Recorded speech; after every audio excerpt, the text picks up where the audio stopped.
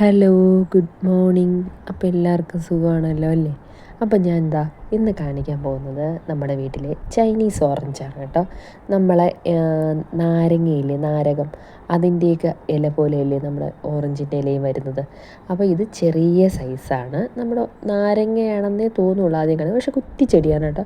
വാങ്ങുമ്പോൾ തന്നെ ഇതിൽ കാ ഉണ്ടായിരുന്നു. ഇപ്പോൾ എല്ലായിടവും ഉണ്ട് ഇത്. ചെടി നഴ്സറിയിലും നമ്മുടെ ഉത്സവ പറമ്പിലൊക്കെ ചെടികൾ കൊണ്ടുവരില്ലേ, ആ ടൈപ്പ്. അപ്പോൾ ഇത് പഴുത്ത് വരുമ്പോൾ ഓറഞ്ച് പോലെയാണ്. അത്ര നാരങ്ങയുടെ കട്ടിയൊന്നും ഈ ചൈനീസ് ഓറഞ്ചിന് ഇല്ല.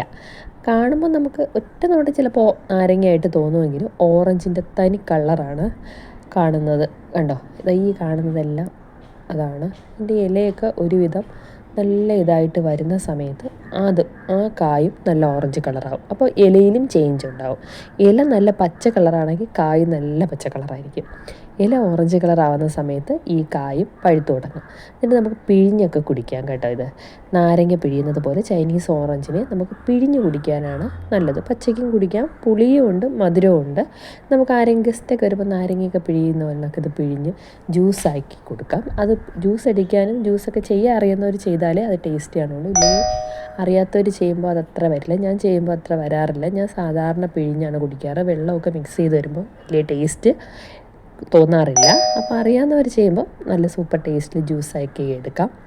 എല്ലായിടവും സുലഭമായി കിട്ടുന്നതാണ്, നല്ലതാണ്. ഷുഗർ ഉള്ളവർക്കൊക്കെ ഇത് കുടിക്കാമെന്ന് കേട്ടിട്ടുണ്ട്. കൂടുതൽ കാര്യങ്ങളൊന്നും എനിക്കറിയില്ല. അപ്പോൾ ഇന്നൊരു കൊച്ചു വീഡിയോ ആണ്. ഇത്രയേ ഉള്ളൂ. Okay, bye, thank U.